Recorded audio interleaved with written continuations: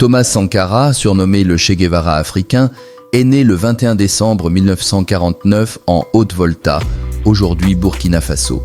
En 1983, il devient président grâce à un coup d'État. Révolutionnaire charismatique, il prône l'autosuffisance et lutte contre la corruption.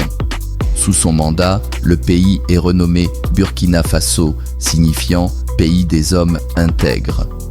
Sa politique vise à améliorer l'éducation, la santé et l'émancipation des femmes.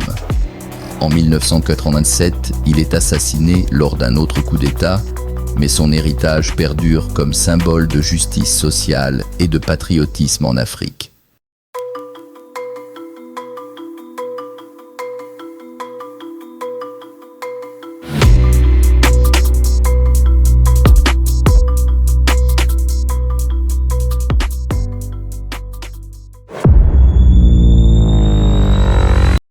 Dès ses 20 ans, Sankara rejoint l'armée et se distingue par son intelligence et son charisme.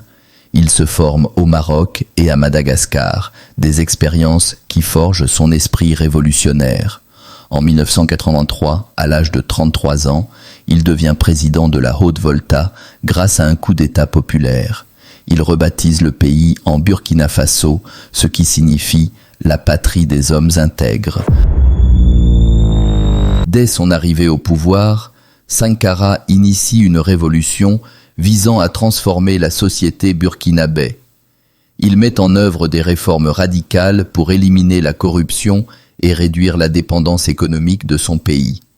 Sankara lance des campagnes massives d'alphabétisation et de vaccination et encourage la production locale pour atteindre l'autosuffisance alimentaire. Nous sommes encore obligés de tendre la main pour demander des aides alimentaires. Ces aides alimentaires installent dans nos esprits cette habitude, ces réflexes de mendiant, d'assister. Il est normal que celui qui vous donne à manger vous dicte également ses volontés. Il y en a qui demandent mais où se trouve l'impérialisme? L'impérialisme, regardez dans vos assiettes, quand vous mangez les grains de riz, de maïs, de mil importés, ça l'impérialisme, n'allez pas plus loin. En 4 ans, on a pu pour la première fois depuis les indépendances atteindre l'autosuffisance alimentaire. On a construit le plus grand barrage de ce pays qui a permis de passer de 300 millions de mètres cubes à 600 millions de mètres cubes, sans un franc d'aide extérieure. C'est pas quelque chose, ça? Sous sa présidence, Sankara implémente des réformes sociales et économiques progressistes. Il promeut l'égalité des sexes, interdit la mutilation génitale féminine et encourage les femmes à participer activement à la vie politique et économique. Il plante des millions d'arbres pour lutter contre la désertification et construit des logements pour les plus démunis.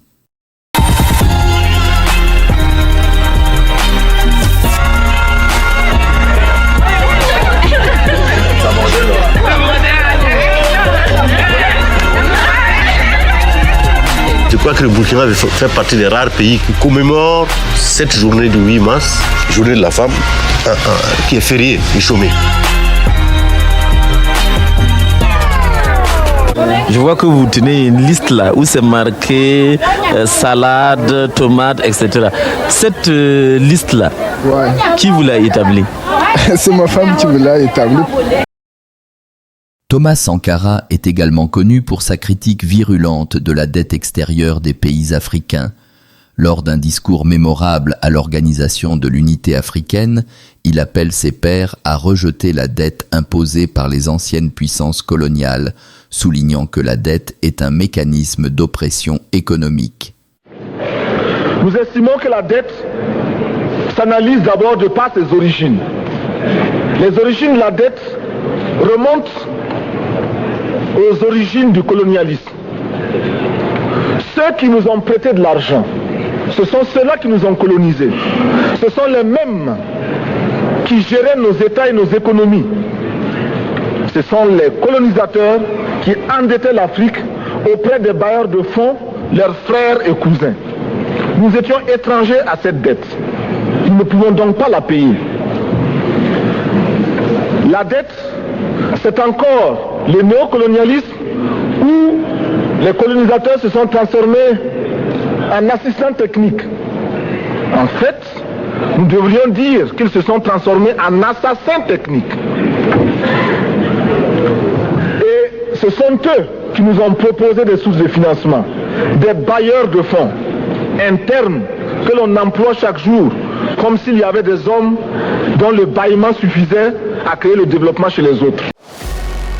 Le 15 octobre 1997, Sankara est assassiné lors d'un coup d'État orchestré par certains de ses anciens compagnons de lutte, dont Blaise Compaoré, qui prendra le pouvoir par la suite.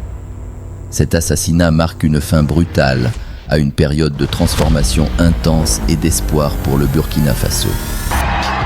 Vive le capitaine Sankara! Vive le capitaine Compaoré!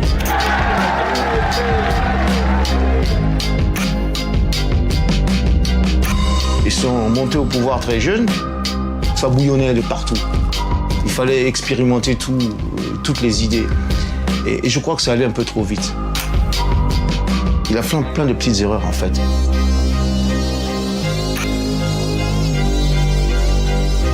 Je me retrouve un peu comme un cycliste qui grimpe une pente raide, qui a à gauche, à droite des précipices. Il est obligé de pédaler, de continuer de pédaler, sinon il tombe. Alors pour rester moi-même et pour me sentir moi-même, je suis obligé de continuer dans cette lancée-là. Aujourd'hui, l'héritage de Thomas Sankara perdure. Il reste une figure emblématique de la lutte contre l'impérialisme et pour la justice sociale. Son engagement pour les réformes progressistes et son dévouement à son peuple continuent d'inspirer des millions de personnes à travers le monde. Le salaire de l'homme se partagea désormais avec sa femme et ses enfants, au détriment de la bière, au détriment des bars.